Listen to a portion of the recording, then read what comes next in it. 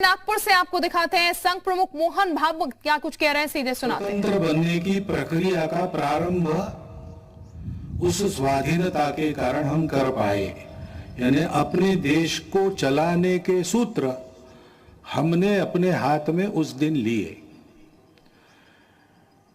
अब चलाते चलाते अपने देश को स्व के आधार पर एक तंत्र पर खड़ा करने की प्रक्रिया वो चल रही है, क्योंकि स्वतंत्रता क्यों चाहिए इसके बारे में भी अपने देश में संघर्ष हुआ। स्वतंत्रता के लिए संपूर्ण भारत में समाज के सभी वर्गों से, देश के सभी क्षेत्रों से लोगों ने परिश्रम किए, संघर्ष किए, बलिदान दिए, त्याग और बलिदान के हिमालय खड़े किए। स्वतंत्रता और परतंत्रता इसके बारे में सबकी कल्पनाएं समान सी थी। यानी 1857 के पहले 1830 के दशक में दक्षिण भारत में वीर पांड्य कट्टेबोमन के नेतृत्व में जो हुआ संघर्ष ब्रिटिशों के साथ, उसकी घोषणा करते समय एक पढ़ा गया, उसको कुंडरा नाम के ग्राम में पढ़ा गया, इसलिए उसको कुंडरा डिक्लेरेशन कहते हैं। उसमें यह कहा गया कि ये जो विदेशी बाहर से आए हैं इनका रंग सफेद है, इसलिए पूजा में कपूर और भोजन में नमक महंगा हो जाएगा अगर हमने इनको यहां राज्य करने दिया तो। और बहुत बाद में महात्मा गांधी जी ने और एक सत्याग्रह की शुरुआत मुट्ठी भर नमक उठाते हुए की। कहते हैं कि उसके कारण अंग्रेजों के विशाल साम्राज्य की बुनियाद की मिट्टी खसकी। तो इस प्रकार कुछ समान से भाव सबके मन में थे, आपस में संपर्क नहीं था तो भी,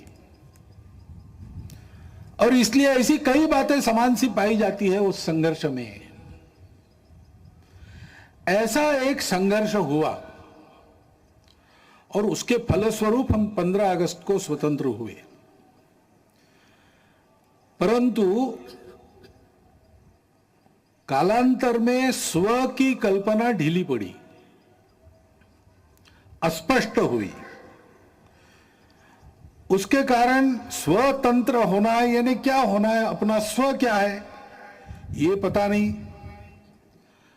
स्व का विस्मरण तो बहुत दिनों से चल रहा था और इसलिए स्व को भूल गए तो स्वजनों को भी भूल गए और अपने आपस में ही भेद इतने बड़े हो गए, उससे हम जर्जर हो गए।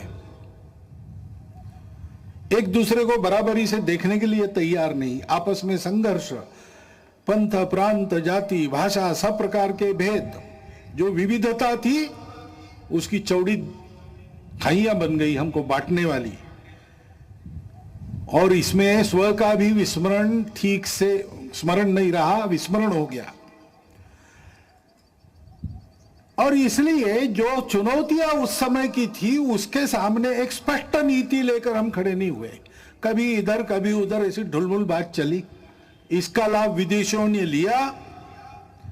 और जिस दिन हम स्वतंत्र हुए उस दिन स्वतंत्रता के आनंद के साथ साथ एक अत्यंत दुर्धर वेदना भी हमने अपने मन में अनुभव की। वो टीस अभी तक गई नहीं है, अपने देश का विभाजन हुआ। अत्यंत दुखद इतिहास है वो,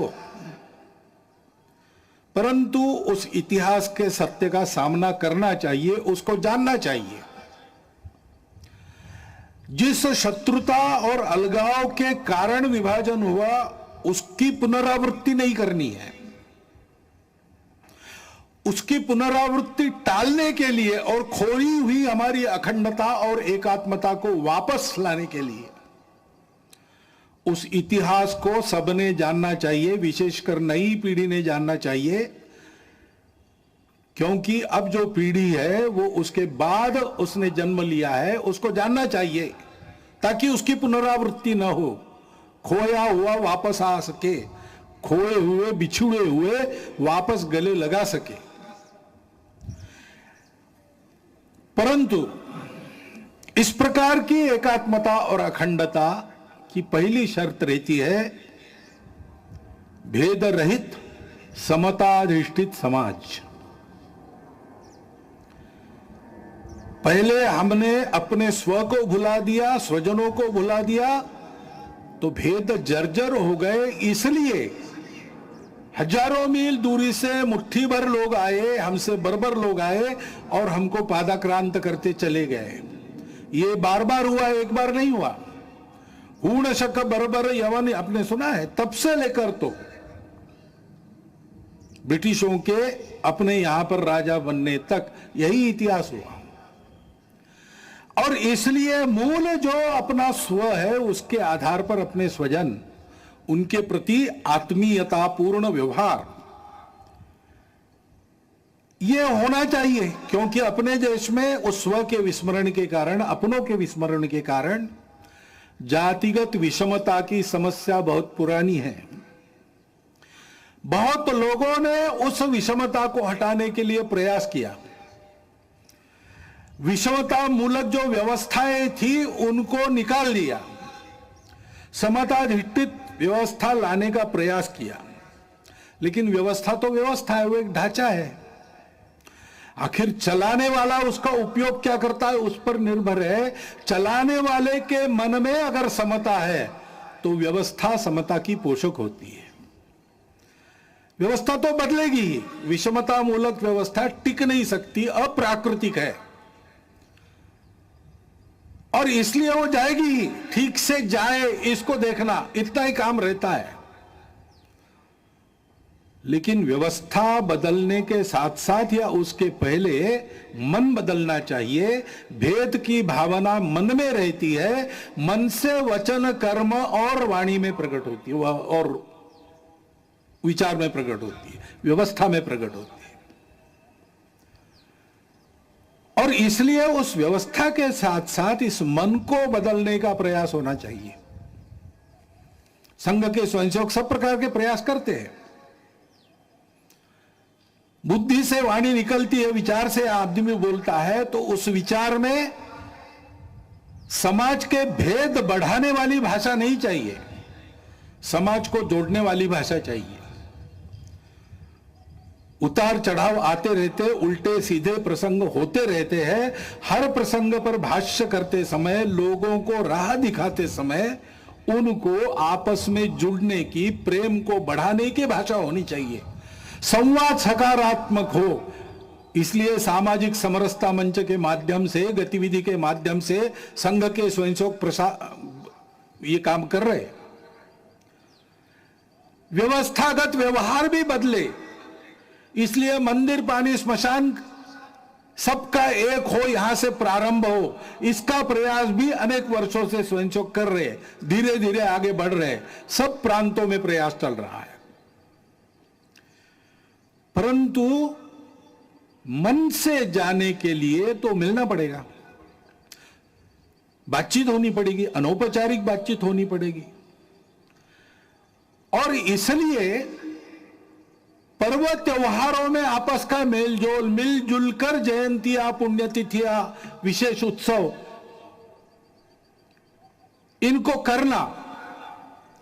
जैसे समाज मिलता जुलता है, वैसे परिवार भी समाज के विभिन्न वर्गों के आपस में मित्रता करे। आना जाना, उठना बैठना, पर्व त्योहारों पर एक दूसरे के घर जाना, परिवार सहित घर पर बुलाना, इस प्रकार के अनौपचारिक पारिवारिक संबंध उत्पन्न हो। ये काम संघ की शाखाओं के माध्यम से और सामाजिक समरसता मंच नामक गतिविधि से संघ स्वयंसेवक कर रहे हैं। क्योंकि भेद रहित समताधिष्ठित समाज स्वातंत्र्य के टिकने की गारंटी है और राष्ट्र के एकात्मता का अधिष्ठान है।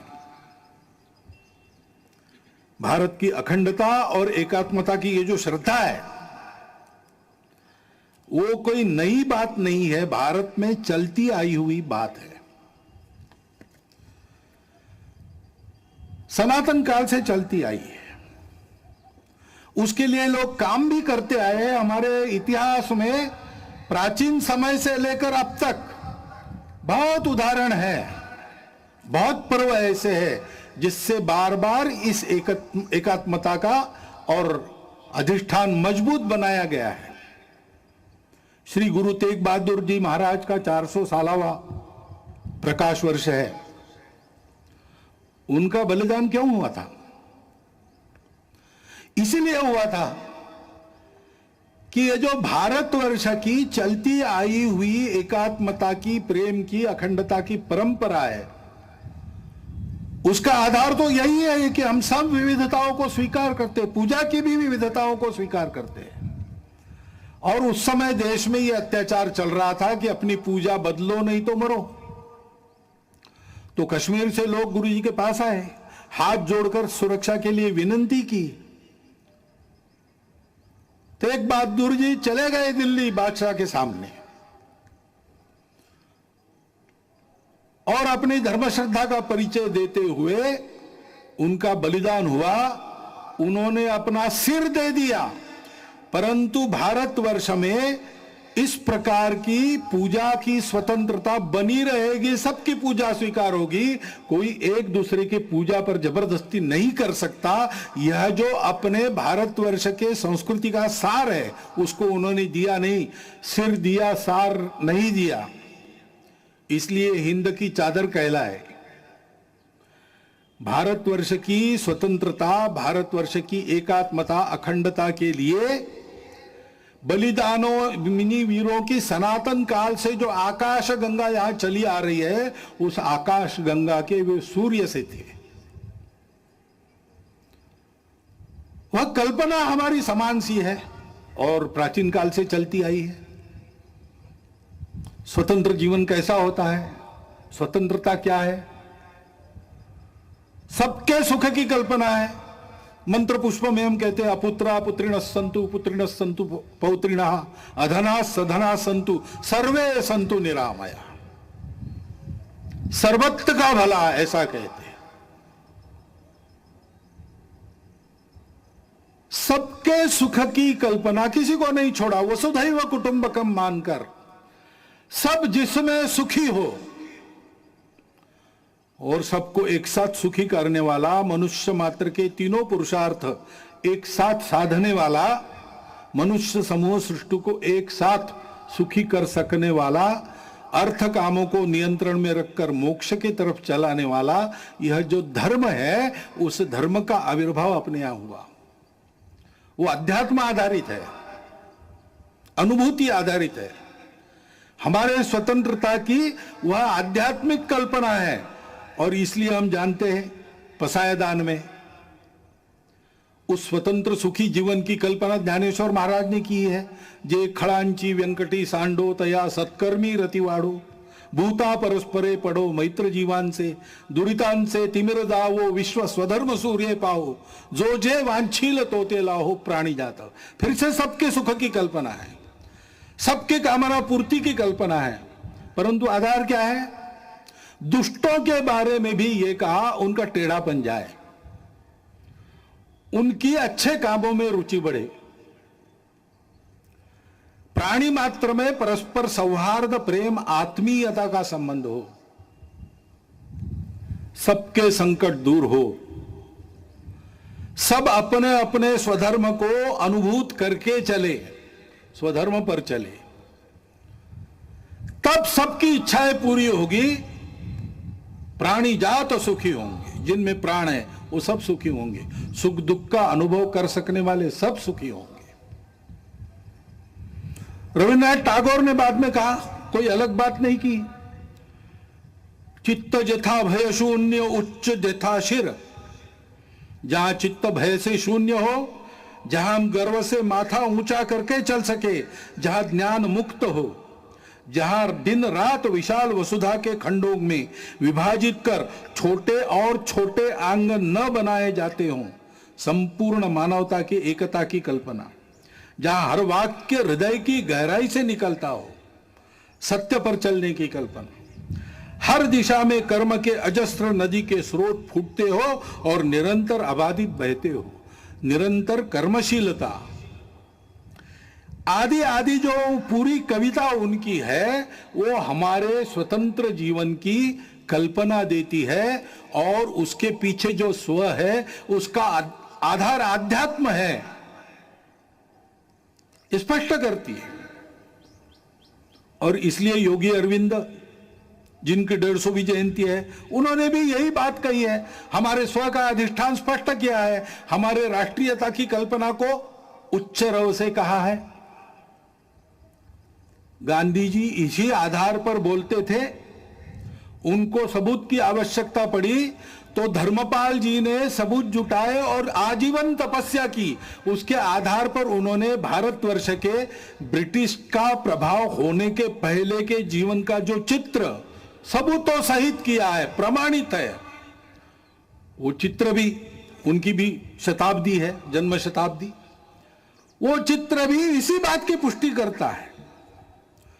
हमारी इस स्व की कल्पना का आधार अध्यात्म आधारित परस्पर व्यवहार था, संतुलित व्यवहार था, आत्मीय व्यवहार था।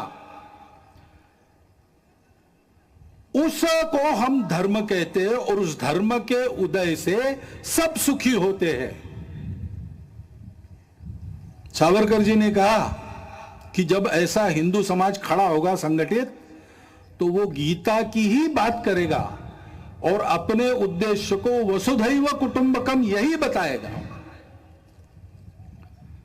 क्योंकि हम किसी को पराया मान ही नहीं सकते। ऐसा हमारा जो आध्यात्मिक राष्ट्रीयता का स्व है, वो उदय होने से दुनिया के सारे झगड़े समाप्त होंगे, खोया हुआ संतुलन वापस आएगा, और ऐसा मानव धर्म उदित होगा, हिंदू धर्म उदित होगा, तो फिर परिणाम ये भी होगा कि मनुष्यों के कलहों पर जिनके दुकान चलते हैं और उनके खोए हुए संतुलन पर जो अपना उल्लू सीधा करते हैं, उनके दुकान बंद हो जाएंगे। और इसलिए हम देखते हैं कि ये न हो, भारत एक विकास के राह पर, बड़ा बनने की राह पर चल पड़ा है, ये हो ना पाए, हिंदू समाज अपने स्व को समझ ना पाए और वैसे ही कटा बटा रहे, इसलिए बहुत प्रयास चल रहे। जो जो भारत का है उसकी निंदा करना, जो जो भारतीय है उसकी निंदा करना, भारत के जीवन की, भारत के धर्म की, भारत की परंपरा की, इतिहास की, वर्तमान की, व्यवस्थाओं की, सबकी निंदा करना, भारतीयों के हृदय में स्वयं के बारे में ही अश्रद्धा उत्पन्न करना, ऐसे प्रयास चलते हैं। इतने प्राचीन जीवन से दुनिया देख रही है कि उस जीवन में इतने लंबे समय से चलते हुए मूल्य है। मनुष्य जीवन को स्थिरता देखे, सुख देते हैं, टूटन से बचाते हैं, अधपतन से बचाते हैं, ऐसे मूल्यों से युक्त हमारा जीवन है। उन मूल्यों पर हमला होता है, बोल के भी होता है, निंदा करके भी होता है, और विभिन्न माध्यमों से बहुत सूक्ष्म रीति से भी होता है। ऐसा स्थूल और सूक्ष्म एक सांस्कृतिक आक्रमण भी लगातार चल रहा है, इस भय से कि अगर ये सारी बातें भारत में ठीक हो गई तो हम नहीं चल पाएंगे। और गठबंधन भी ऐसे लोगों ने बना लिया है, सम्मिलित प्रयास करते हैं। और भारत में हम देखते हैं कि इसको पहचान कर इसके उपाय में चलना चाहिए, समाज को ठीक दिशा में चलाने के प्रयास करने चाहिए। सब ऐसा नहीं करते। विशेषकर इसके व्यवस्था को चलाने का भारत के जो दायित्वधारी लोग हैं, राज्यों में है, केंद्र में है, सब लोग हैं। लेकिन कभी कभी ऐसा व्यवहार दिखता है, यानी एक भारत का ही राज्य है, दूसरा भी भारत का ही राज्य है, उसकी पुलिस आपस में युद्ध करती है, गोलियों से लोग मारे जाते हैं। हम एक देश के वासी हैं कि क्या है?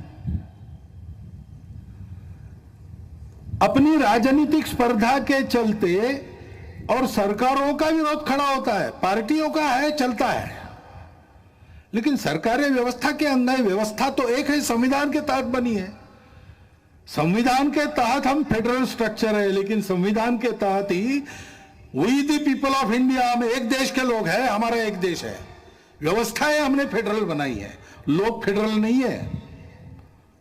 संपूर्ण जन एक राष्ट्र है। लेकिन ऐसा पोषक व्यवहार सत्ता में बैठे लोगों का भी होता हुआ नहीं दिखता। तो समाज को कहां से उद्बोधन मिलेगा, कहां से पथ प्रदर्शक पाथेय मिलेगा? अपने राजनीतिक उल्लुओं को सीधा करने के लिए ऐसे छल कपट चलते हैं, उसमें समाज के मन का क्या होता है, समाज में जो भेद है उनको मिटाया जाता है कि उनको और चौड़ा किया जाता है, इसकी परवाह न करते हुए होता है। अब समाज को ही बचना पड़ेगा इन बातों को पहचानते हुए, क्योंकि ये षड्यंत्र चलते हैं। असंतोष उत्पन्न करना निमित्त तो मिलते ही है। इतने बड़े समाज में, इतने लंबे चौड़े देश में छोटा भी निमित्त है, उसको प्रचार के साधनों के आधार पर बहुत बड़ा करके बताना, असंतोष उत्पन्न करना, आपस में विरोध उत्पन्न करना, जाति से जाति को लड़ाना, प्रदेश से प्रदेश को, भाषा से भाषा को लड़ाना, कलह उत्पन्न करना और आतंक का वातावरण उत्पन्न करते हुए इसको शमन करना चाहने वाले शक्तियों को दबाने का प्रयास करना और एक तरह से देश में अराजकता उत्पन्न हो, ऐसा प्रयास करना, ये भी प्रयास चल रहे हैं। और तकनीकी के आधार पर नई नई बातें जो आ रही, वो और आग में घी डालने का काम कर रही। नियंत्रण नहीं है उसका। ओटीटी प्लेटफॉर्म्स है, उस पर कैसे कैसे चित्र आते हैं, क्या क्या आता है। अभी तो कोरोना में बालकों के हाथ में भी मोबाइल आ गया और ऑनलाइन तो देख ही रहे, और क्या देखते क्या नहीं इसका कोई नियंत्रण नहीं। और ओटीटी प्लेटफॉर्म पर क्या दिखाना, इसका भी कोई नियंत्रण नहीं। देश में तरह तरह के नशीले पदार्थ आते, उनकी आदतें बढ़ रही है। वो कैसे रोकी जाए, कैसा हो, पता नहीं। उच्च वर्ग से लेकर तो बिल्कुल आखिरी आदमी तक समाज के जितने भी स्तर है, सब में भयंकर व्यसन। और उस व्यापार से आने वाला पैसा किसके हाथ में जाता है हम सबको पता है। देश विरोधी कार्यों में उसका उपयोग होता है। सीमा पार के देश उसको प्रोत्साहन करते हैं। ऐसी सारी बातें चल रही है और अनियंत्रित बातें भी बढ़ रही है। बिटकॉइन जैसी करेंसी है, किस राष्ट्र का, किस नियम का उस पर नियंत्रण है मुझे नहीं पता। एक स्पर्धा खड़ी हो रही है। इन सब बातों को नियंत्रित करना, समाज के हित में चलाना, ड्रग्स जैसे व्यसनों का पूर्ण निराश हो इसका प्रयास करना, यह शासन को करना चाहिए, करना पड़ेगा। परंतु शासन तो अपना काम आज नहीं कल करेगा, करने का प्रयास कर भी रहा है। वो यशस्वी आज न कल होगा, परंतु तब तक के लिए इसका बचने का और बाद में भी बचने की क्या बात है, कैसे होगा? तो अपने यहां पर एक वाक्य सर्वत्र लिखा मिलता है, मन का ब्रेक उत्तम ब्रेक।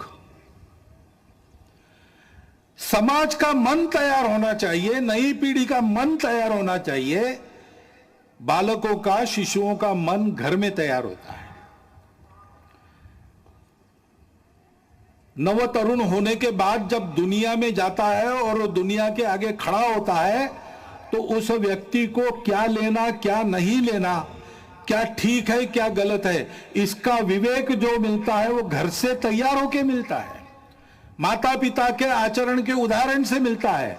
घर में जो अपनी कुलरीतियां, पद्धतियां चलती है उसके संस्कारों से मिलता है। उनको ठीक करने से बहुत सारी बात बिना शासन के भी हम कर पाएंगे। और इसलिए कुटुंब प्रबोधन की गतिविधि हमारे स्वयंसेवक चलाते हैं। सप्ताह में एक बार कुटुंब के लोग बैठते और आपस में संवाद करते हैं, मुक्त चर्चा करते हैं। और 4 ब्रॉन्ज, यानी स्वर्ण, रौप्य और कांस्य। और पैरा ओलंपिक में 5 स्वर्ण, 8 रौप्य और 6 कांस्य पदक हमारे खिलाड़ियों ने प्राप्त की। ये उत्साह कहां से आया? बहुत परिस्थितियां उनकी बदली है ऐसा नहीं है, परंतु देश के लिए कुछ कर गुजरने की प्रवृत्ति बनी है। और इसलिए यह कोरोना की आपत्ति हमारे लिए स्व का चिंतन करने का एक अवसर भी बनी है। हमने अनुभव किया अपने स्व पर आधारित कई बातें कितनी उपयोगी है। उदाहरणार्थ अपने स्वास्थ्य का विषय है। स्वास्थ्य मनुष्य की ऐसी आवश्यकता है, उसको पूरा करने के लिए वो कुछ भी कर लेगा। बीमार है तो उपचार के लिए घर भी बेच देगा, लेकिन अच्छे उपचार और विश्वस्त उपचार जिससे निश्चित ही रहेगी मुक्त, रोग मुक्त होने की, ऐसे उपचार लेने के लिए कुछ भी करता है। तो हमने देखा कि देश में सबकी इच्छा है चिकित्सा सबको सुलभ रहे, सबके पास पहुंच सके, और चिकित्सा महंगी न हो, सब आयु वर्ग के लोग उसका लाभ ले सके। वो सस्ती और सुलभ चिकित्सा पानी है तो स्व के आधार पर क्या विचार करेंगे? पहली बात है कि हमारी परंपरा में केवल इलनेस का, बीमारी का विचार नहीं किया, हमने वेलनेस का भी विचार पहले से किया है। आयुर्वेद में एक पूरा प्रकरण स्वास्थ्य वृत्त है, बीमार नहीं कैसे पड़ना। उसमें जैसे स्वच्छता का महत्व है, उस पर तो कई वर्षों से हम आगे आगे बढ़ रहे हैं। लोक स्वास्थ्य का, पब्लिक हेल्थ का विषय है, उस पर भी हमको बहुत तरीके से आगे जाना पड़ेगा, क्योंकि उसमें शासन को भी बहुत कुछ करना पड़ता है, समाज को भी बहुत कुछ करना पड़ता है। अपने घर की और स्वयं की स्वच्छता तो हम देख लेंगे, अपने मोहल्ले की स्वच्छता पर भी ध्यान देना पड़ेगा। सार्वजनिक स्थानों पर स्वच्छता बरतने की आदत लगानी पड़ेगी। स्वच्छता के लिए नंबर मिलते हैं आजकल शहरों को, अच्छी बात है, लेकिन दिखने वाली स्वच्छता और जहां नहीं कोई देखता वहां स्वच्छता नहीं, ऐसे लोक स्वास्थ्य में नहीं चलता। बीमारी हवा से भी आती है, और इसलिए लोक स्वास्थ्य के नियमों का ध्यान रखना और जीवन शैली मुख्यतः ठीक करना।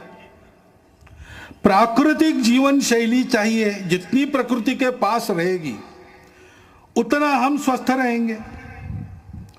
पर्यावरण के साथ मेल खाने वाली जीवन चाहिए।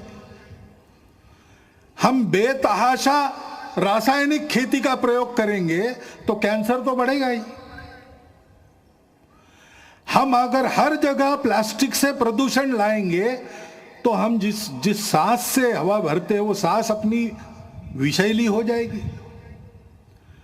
और इसलिए हमारे यहां पानी का उपयोग ठीक से करना, नाप तोल कर करना। पानी सबके लिए आवश्यक है, लेकिन अगर हम पानी को अमर्यादित खर्चा करने लगे तो सबको पानी नहीं मिलेगा, और सब सुखी होंगे तभी हम सुखी होंगे, नहीं तो नहीं होंगे। प्लास्टिक का उपयोग कम से कम करना चाहिए, कम से कम, जिसको अंग्रेजी में सिंगल यूज प्लास्टिक कहते हैं, उसको तो आप जीवन से हटाने की बारी आ गई। और जहां बनता है, घर से लेकर, आंगन से लेकर, मोहल्ले, गांव, जंगलों, खेतों तक हरियाली बढ़ाना, वृक्षारोपण करना, ये करने की आवश्यकता है। उसके लिए पर्यावरण गतिविधि चलाते हैं स्वयंसेवक। पर्यावरण के क्षेत्र में बहुत लोग काम करते हैं, जल संधारण से लेकर सारी बातों में।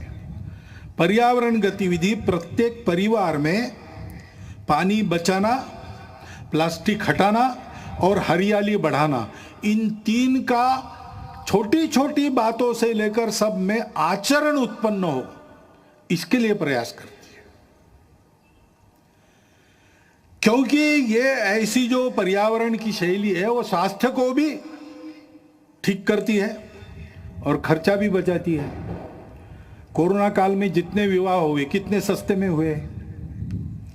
हमारे ध्यान में कई बातें आ गई कि हम जो खर्चा करते हैं वो कितना खर्चा फालतू होता है, इससे कम में हम जी सकते हैं। जो मिलता है उसमें अपने घर गृहस्थी को रोटी, कपड़ा, मकान, स्वास्थ्य, शिक्षा, अतिथि सत्कार, ऐसी न्यूनतम आवश्यकताओं को ठीक से पूर्ण कर सकते हैं। अब कोरोना जाएगा, जाने को है,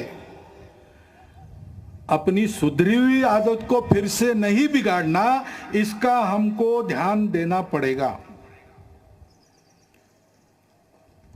और इसलिए पर्यावरण के साथ स्वास्थ्य को साधते हुए हमको यह भी प्रयास करना पड़ेगा कि सब प्रकार की पैथियों को मान्यता देते हुए अपने अपने पैथी का अहंकार, अभिमान तो रहना चाहिए, गौरव तो रहना चाहिए, अहंकार नहीं होना चाहिए। कुछ बीमारियों को कुछ पैथी में इलाज है, किसी में नहीं है। हर एक चिकित्सा पद्धति का अपना अपना तत्वज्ञान है। मतभेद हो सकते हैं लेकिन विरोध नहीं होना चाहिए। सभी चिकित्सा पद्धतियों का समन्वय करते हुए सबको सुलभ हो सके ऐसी चिकित्सा हम दे सकते, क्योंकि कुछ पद्धतियों में इलाज महंगे हो जाते, उसका इलाज नहीं कुछ पद्धतियों में वही इलाज बहुत सस्ता हो जाता उसी बीमारी का, और गुण भी मिलता है। तो इसलिए सभी पद्धतियों का समन्वय करते हुए कैसे आगे बढ़ेंगे, और सबको एकदम बहुत गंभीर चिकित्साओं का सामना नहीं करना पड़ता। छोटी मोटी रोज की बीमारियां होती है तो प्राथमिक चिकित्सा अपने गांव में ही उपलब्ध रहे, उसमें डॉक्टर वैद्य भी हो, और अंग्रेजी में कहते हैं बेयरफुट डॉक्टर्स, आरोग्य रक्षक, ऐसी भी कोई व्यवस्था बने। थोड़ी अधिक चिकित्सा करनी है तो जिला केंद्र पर सबके लिए उपलब्ध रहे, और बहुत उच्च स्तरीय, बहुत गंभीर चिकित्सा अगर आवश्यक है तो एक एक विभाग केंद्र पर, कमिश्नरी के केंद्र पर या बड़े कस्बों में उसकी व्यवस्था उपलब्ध रहे। इस प्रकार का एक तंत्र खड़ा करना पड़ेगा। ऐसा समग्र स्व के आधार पर सोचते हैं तो सबको सुलभ और सस्ती चिकित्सा का प्रबंध अपने देश में हो सकता है। वही बात आर्थिक मामलों की है। हम जानते हैं विश्व में जो प्रचलित अर्थव्यवस्था है उसके कारण कई समस्याएं भी खड़ी है, और समस्याओं का उत्तर उस व्यवस्था के पास नहीं है। सभी देशों में उसका पुनर्विचार चल रहा है। बहुत उत्साह से जिन बातों की उद्घोषणा आर्थिक जगत पहले करता था, आज उसने वो करना बंद कर दिया है, अंतर्मुख होकर विचार कर रहा है। तीसरा रास्ता कौन सा है? तीसरा रास्ता हम दे सकते हैं। हमारे परंपरागत आर्थिक चिंतन की जो दृष्टि है वो पूर्ण है, अधूरी नहीं है। हमने उस स्व के आधार पर ये चिंतन किया है। एक शाश्वत सत्य हम पहले बताते हैं कि भाई अर्थशास्त्र क्यों है? मनुष्य की कामना पूर्ति के लिए साधन उपलब्ध कराने का शास्त्र, ऐसा वो मानते हैं। हमारे यहाँ थोड़ा आगे गए, हमने कहा कि सुख प्राप्ति का वो है, और एक का सुख हो नहीं सकता, सबका सुख चाहिए। इसलिए जितनी प्रजा है उसके सुख का वो शास्त्र है। जिन्होंने जन्म लिया है वो सब सुख को प्राप्त हो तो सभी सुखी होंगे। और ये सुख कहाँ मिलता है? सुख बाहर नहीं है, सुख अंदर है। और इसलिए अंदर के सुख को प्राप्त करेंगे तो बाहर की वस्तुओं से हम पर्याप्त सुख ले सकते हैं, अपने अंदर ही है वो, लेकिन उसके लिए बाहर की वस्तुएं पर्याप्त हो सकती है। नहीं तो सिद्धांत, तो प्रचलित सिद्धांत कहता है means are limited, ends are endless. हमारे यहाँ इस सत्य को मान्य करके कहा है कि ऐसी अवस्था में अगर उपभोग करना है तो संयम आवश्यक है, क्योंकि सुख उसमें नहीं है, वस्तु में, सुख हमारे अंदर है। तो बांटकर खाओ, उस सुख के पीछे बहते मत जाओ, सुख पर तुम्हारा नियंत्रण चाहिए।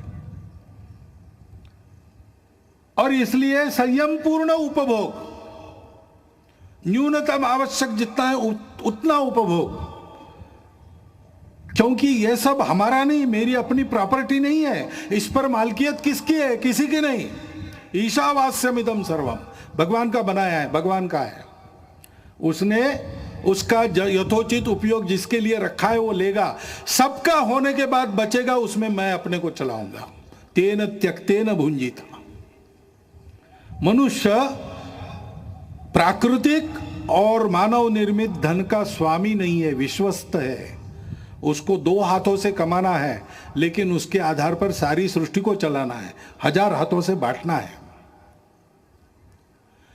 इस दृष्टि के आधार पर अपने यहां का आर्थिक विचार खड़ा है, वो एकांतिक नहीं है। उसमें मनुष्य को सृष्टि के अंग के नाते देखा गया है, सृष्टि का मालिक नहीं, कॉन्करर नहीं, कॉन्करिंग द नेचर गलत बात है, नर्चरिंग द नेचर। सृष्टि से जितना चाहिए उतना लेना और दाम दुगना वापस करना, गिविंग बैक। इस आधार पर हमारा अर्थ विचार खड़ा है, और इसलिए वो एकांगी नहीं है। वो सब जगह परिवार की कल्पना करता है। कृषि श्रेष्ठ है कि उद्योग श्रेष्ठ है कि व्यापार श्रेष्ठ है? अरे भाई, तीनों अपने अपने जगह श्रेष्ठ है, तीनों को मिलकर चलना चाहिए। उद्योग चलेगा मालिक के लिए चलेगा कि मजदूर के लिए? अरे भाई, मालिक मजदूर बीच में जो व्यापारी है वो और ग्राहक, सबको एक परिवार मानकर सबके हित का विचार करके चलेगा। सबको अपना अपना कर्तव्य पूरा करते हुए संयम से बरतना पड़ेगा, तब सबकी कामना पूर्ण होगी। इस प्रकार के आर्थिक विचार के आधार पर आज के देशकाल परिस्थिति में क्या सुसंगत हो सकता है? हमारा प्रदीर्घ जीवन रहा है, उस प्रदीर्घ जीवन में हमने भी पुरुषार्थ किया है, और ईस्वी सन 1 से लेकर तो 17वीं सदी तक हम दुनिया के सर्वसमर्थ आर्थिक देश थे। विलियम डैलिरिम्पल वगैरह डाटा दे रहा है। यह अगर वस्तु स्थिति है तो हमारे इतने लंबे आर्थिक अनुभव से हमने जो शाश्वत तत्व निकाले उसके आधार पर हमको चलना पड़ेगा। जमाना बदला है, ऊपर ऊपर का परिवर्तन उतना जरूर करना पड़ेगा। विश्व भी अब 2-4 हजार साल चला है अर्थ पुरुषार्थ में, उसका भी कुछ अनुभव है, वहां से भी जो उपयुक्त है वो लेना पड़ेगा। स्वदेशी को काल सुसंगत बनाना और विदेशी को देश सुसंगत बनाना, इसके आधार पर अपने स्व पर आधारित एक नया आर्थिक प्रतिमान संपूर्ण दुनिया को देना, ये दुनिया की अभी आवश्यकता है। और स्वातंत्र्य में हमारे स्व के प्रगटीकरण का एक स्वाभाविक आविष्कार है, इसकी चिंता हमको करनी पड़ेगी। और ये बात जब सोचते हैं तो एक सब लोग आजकल कहते हैं, पहले इतना नहीं कहते थे, आजकल कहते हैं, वो कहते हैं ये जनसंख्या क्या क्या करेंगे, बढ़ती जा रही है। तो जनसंख्या नीति तो होनी चाहिए। अपने यहां विचार हुआ है, एक परिवार में 2.1 ऐसा कहा है ना, 2 बालक रहे, ऐसा विद्वानों ने मिलकर निश्चित किया, सरकार ने उसको स्वीकार किया, ये सब हुआ है। लेकिन हमको लगता है कि एक बार फिर विचार कर लेना चाहिए, क्योंकि 2 बातें, सारी बातों का विचार करना। अभी हमारे देश में, हमारा युवाओं का देश है, 56-57% युवा है। 30 साल के बाद ये सब बूढ़े बनेंगे, उनको खिलाने के लिए भी हाथ लगेंगे। कितने हाथ लगेंगे? कितने लोगों को खिला सकेंगे, और उस समय जितने लोगों को खिलाना है उसके लिए काम करने वाले कितने लगेंगे? दोनों बातों का विचार करना पड़ेगा। इतना हम बढ़ेंगे तो पर्यावरण कितना झेल सकता है? हमारी माताएं उस दृष्टि से कितनी सक्षम है, उनको खुद के पैरों पर खड़ा रखने का सामर्थ्य, उनका सशक्तिकरण कितना हुआ है, वो कितनी प्रबुद्ध है, हम उनको कैसा ऐसा बना सकते। एक 50 साल आगे तक का विचार करके एक नीति बनानी चाहिए, और उस नीति को सब पर समान रूप से लागू करना चाहिए। क्योंकि जैसे जनसंख्या एक समस्या बन सकती है, वैसे जनसंख्या का असंतुलन भी समस्या बनती है, बन रही है देश में, दुनिया में हम देख रहे हैं, सब लोग बोल रहे हैं। इसमें किसी के प्रति बुरा भाव नहीं रहता है। अरे इसलिए हमने एक 2015 में ही प्रस्ताव पास किया इसके बारे में। उस प्रस्ताव को मैं पढ़ के बताता हूं। जनसंख्या वृद्धि दर में असंतुलन की चुनौती। देश में जनसंख्या नियंत्रण हेतु किए गए विविध उपायों से पिछले दशक में जनसंख्या वृद्धि दर में पर्याप्त कमी आई है, लेकिन इस संबंध में अखिल भारतीय कार्यकारी मंडल का मानना है कि 2011 की जनगणना के पांथिक आधार पर किए गए विश्लेषण से विविध संप्रदायों की जनसंख्या के अनुपात में जो परिवर्तन सामने आया है, उसे देखते हुए जनसंख्या नीति पर पुनर्विचार की आवश्यकता प्रतीत होती है। विविध संप्रदायों के प्रति जनसंख्या वृद्धि दर में भारी अंतर, अनवरत विदेशी घुसपैठ व मतांतरण के कारण देश की समग्र जनसंख्या विशेषकर सीमावर्ती क्षेत्रों की जनसंख्या के अनुपात में बढ़ रहा असंतुलन देश की एकता, अखंडता, सांस्कृतिक पहचान के लिए गंभीर संकट का कारण बन सकता है। विश्व में भारत उन अग्रणी देशों में था जिसने 1952 से ही जनसंख्या नियंत्रण के उपायों की घोषणा की थी, परंतु सन 2000 में जाकर ही वह एक समग्र जनसंख्या नीति का निर्माण और जनसंख्या आयोग का गठन कर सका। इस नीति का उद्देश्य सकल प्रजनन दर की आदर्श स्थिति को 2045 तक प्राप्त कर स्थिर व स्वस्थ जनसंख्या के लक्ष्य को प्राप्त करना था। ऐसी अपेक्षा थी कि अपने राष्ट्रीय संसाधनों और भविष्य की आवश्यकताओं को ध्यान में रखते हुए प्रजनन दर का यह लक्ष्य समाज के सभी वर्गों पर समान रूप से लागू होगा। परंतु 2005-6 का राष्ट्रीय प्रजनन एवं सार्थ सर्वेक्षण सन 2011 की गणना के 0 से 6 आयु वर्ग 0 से 6 आयु वर्ग के पांथिक आधार पर प्राप्त आंकड़ों से असमान सकल प्रजनन दर एवं बाल जनसंख्या अनुपात का संकेत मिलता है। यह हमारा प्रस्ताव है, तो इसलिए सुझाव हमारे ऐसे और भी लिखा है, पूरा नहीं पढ़ता हूं, लिखित भाषण में उपलब्ध है। देश में उपलब्ध संसाधनों, भविष्य की आवश्यकताओं एवं जनसांख्यिकीय असंतुलन की समस्या को ध्यान में रखते हुए देश की जनसंख्या नीति का पुनर्निर्धारण कर उसे सब पर समान रूप से लागू किया जाए। सीमा पार से हो गई अवैध घुसपैठ पर पूर्ण रूप से अंकुश लगाया जाए। राष्ट्रीय नागरिक पत्रिका का निर्माण कर इन घुसपैठियों को नागरिकता के अधिकारों से तथा भूमिकरित के अधिकार से वंचित किया जाए। जो अनधिकृत प्रवेशकारी लोग हैं, वो हमारे देश में बसने वाले, सदियों से बसने वाले, पीढ़ी दर पीढ़ी बसने वाले नागरिक बने हुए, किसी के प्रति ये बात नहीं है। और देशवासियों का ये आह्वान है कि जनसंख्या में असंतुलन उत्पन्न कर रहे सभी कारणों की पहचान करते हुए जन जागरण द्वारा देश को जनसांख्यिकीय असंतुलन से बचाने की सभी विधि सम्मत प्रयास करें। कैरो में एक परिषद हुई थी राष्ट्रों की, उसमें सबके साथ अपने देश का जो अधिकृत संकल्प है, डॉक्टर मनमोहन सिंह उस समय प्रधानमंत्री थे, उस संकल्प के बाहर इसमें कुछ भी नहीं है, सब उसके मर्यादा के अंदर है। क्योंकि कुछ ऐसी परिस्थितियां आती है, अभी जैसे एक अचानक आ गया, वायव्य सीमा के पार तालिबान खड़ा हो गया।